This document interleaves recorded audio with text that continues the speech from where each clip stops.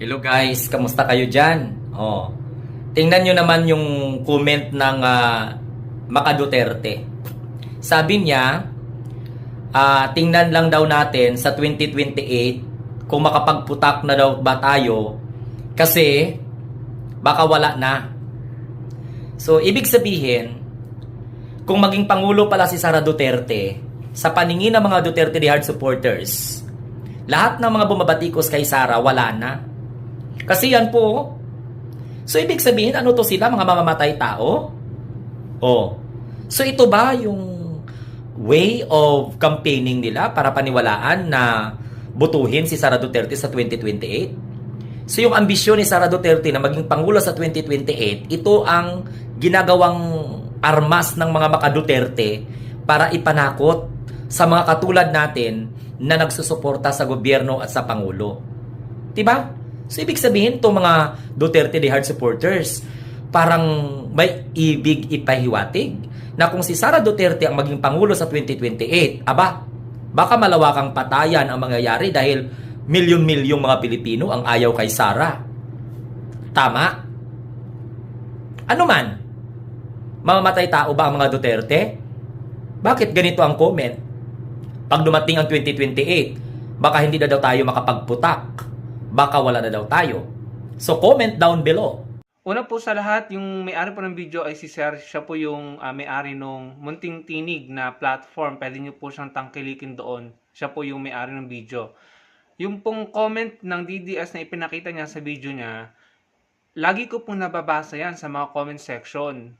Yan po ay pagpapakita na meron po talaga silang mindset, no, or yung pag-iisip na bayolente. Na tila ba mapapatunayan nila na sila ang tama at sila yung karapat-dapat kapag sila'y nanalo at nasa kapangyarihan na. At humanda yung mga hindi nila kasama na supporter, yung mga hindi boboto sa mga Duterte. Humanda, may kalalagyan.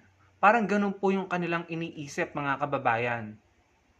Nakikita natin sa salita, no, sa mga sinasabi sa publiko, napaka-violente si Baste, si Sara Duterte, si Duterte mismo, yung naging aksyon ni Pulong Duterte doon sa bar, yung inuundayan niya, yung isang lalaki doon habang nakapaligid sa kanya yung mga security guard niya.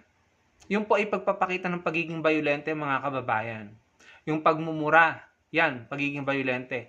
At sa tingin ko, na-adapt na ito, nahawa na ito ng kanilang mga supporters. Na tila ba sinasabi nila na mapapatunayan nila na sila ang tama kapag ginulpi nila, hinaras nila, or binuli nila yung kanilang mga kalaban, o yung hindi nila kagayang supporter. So, ganun po yung kanilang parang naging sistema na. No? Parang China, na yung China dahil might, sa tingin nila sa sarili nila, sila yung right. Ang mindset ng China sa West Philippine Sea, might is right. Kung sino yung malakas, siya yung tama, siya yung may karapatan. Ganun po ang ginagawa ng China. Kaya, ang narrative nila, kapag sa 2028 nanalo si Inday Sara, lagot kayo, humanda na kayo, magtago na kayo. Kaya tama yung tanong ni Sir, uubusin ba niya lahat ng loyalist at kakamping?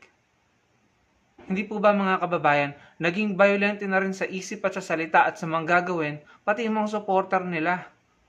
Nang tingin nila sa sarili nila, lahat ng ito, lahat ng natutuklasan, lahat ng may ebidensya, lahat ng mga nalaman natin na sinabi ng mga witness, nila Madriaga at ng kung sino-sino pa, lahat yan mabubura kapag nasa kapangyarihan na si Sara Duterte. Ganun na po sila ka-irrational, ganun na po sila kawala sa katwiran.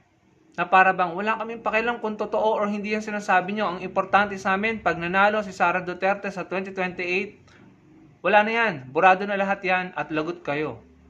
Hindi po ba? Bakit hindi yung tipong i-encourage nyo si Sara o yung mga sinusuportahan nyo na patunayan nyo naman na tama kami sa pagsuporta sa inyo. Patunayan nyo na inosente. Hindi yung kakailanganin pa naming mag-intay na makabalik kayo sa kapangyarihan para mapatunayan na inosente kayo. Kasi malamang sa malamang kapag nasa kapangyarihan ka na, mamamanipulate mo na yung mga dapat mong pagtakpan or dapat mong patahimikin para hindi mabulgar ang iyong mga tinatago, para hindi ka mapanagot. So, ibig sabihin ba nito, kailangan munang manalo para mapatunayan nyo na kayo ang tama? Bakit si De Lima? Pinatunayan niya, isa sa mga kaso niya na ipanalo niya panahon pa ni Duterte. Kahit talagang mahirap ang sitwasyon ng Dilima noon, pinatunayan niya dahil inosente siya, pinatunayan niya lumaban siya. Pinatunayan niya sa inyo, mga DDS, sa mga Pilipino, na siya yung tama at inosente siya. Pero kayo, wala kayong ganun eh. Para sa inyo, sa sobrang pagiging panatiko nyo, wala na kayong pakialam sa tama at sa totoo at sa makatwiran. Wala na kayong pakialam doon. Para sa inyo, basta kami.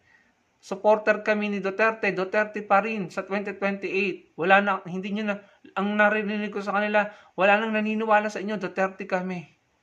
Parang, teka muna, hindi nyo ba bubusisiin? Hindi nyo ba aalamin ng totoo? Talaga bang emosyon nyo lang ang paiiralin nyo? Hindi nyo ba gagamitan ng pag-iisip or pag-aanalisa na tanungin nyo man lang sana yung sarili nyo na, sandali, tama pa ba yung pagsuporta ko? Ay, ang dami nang nasiwalat. Bakit hindi nyo muna alamin kung totoo or hindi? Bakit hindi nyo muna patunayan or i-encourage si Sara at ang mga Duterte at ang kampo nila na sila'y inosente bago kayo sumuporta ng todo-todo? Ang mindset nyo na ngayon, ang narrative nyo na ngayon ay humanda kayo sa 2028. Magkita-kita na lang tayo sa 2028. Lagot kayo sa 2028. So para bang kailangan nyo na lang munang manalo para mapatunayan nyo na tama kayo at inosente ang mga sinusuportahan nyo. Mali yan, maling-mali yan. Nagiging ugali nyo na ang maging violente sa isip at sa salita. Kaya nung panahon, nung kasagsagan ng EGK, yung na-interview ni Patricia Evangelista, if I'm not mistaken, yung author ng libro na Some People Needs. Ayokong sabihin yung last word kasi baka magka-violation. May na-interview siya doon na kaya daw sila gumagawa ng vigilante moves, no? Yung mga summary execution, vigilante moves. Yung mga makikita mo na lang, may mga nakahandusay, may karatula na wag tularan kasi ganito ganyan. User, pusher, may mga karatula, may mga ganon na gumagawa, tinutumba yung mga ganon. Ang sabi kasi Duterte kami. So parang naging violente na, no? Yun yung pagkaalala ko nung in-interview si Patricia Evangelista, yung author ng Some People Needs blank. Hanapin niyo yung libro niya.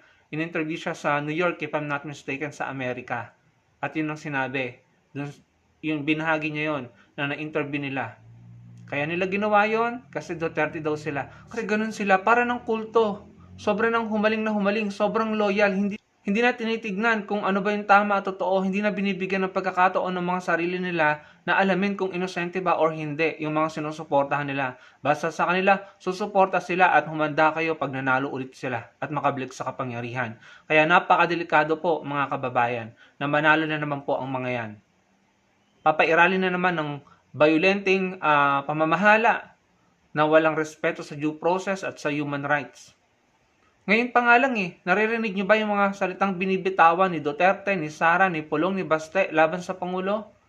Ganun na rin yung mga suporta nila. Nakakatakot mga kababayan, nakakakilabot po yan. Kaya wag po tayong pumayag na yung bansa natin mabalot ng ganyang uri ng mindset, no? At ng ganyang uri ng pag-uugali. Naniniwala pa rin ako na mas marami pa rin Pilipino ang matinong mag-isip, matalino, at alam kung paano pumili ng maayos at mabuting pinuno. Tapat at higit sa lahat, hindi aabusuhin ng kapangyarihan, hindi magpa-power tripping. Hindi yung tipong hindi kailangan ng kapangyarihan para patunayan na siya ay tama at siya ay inosente. Kasi at the end of the day, kung inosente ang mga sinusuportahan ng mga DDS, hindi nila kailangan ng posisyon.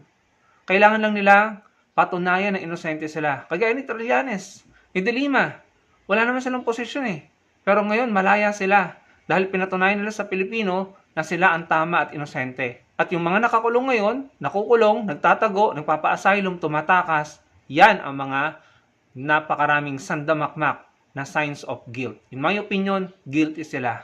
Kitang-kita natin ang pagkakaiba mga kababayan. Sana po wag natin itong makalimutan pagdating ng 2028. Salamat po sa panonood.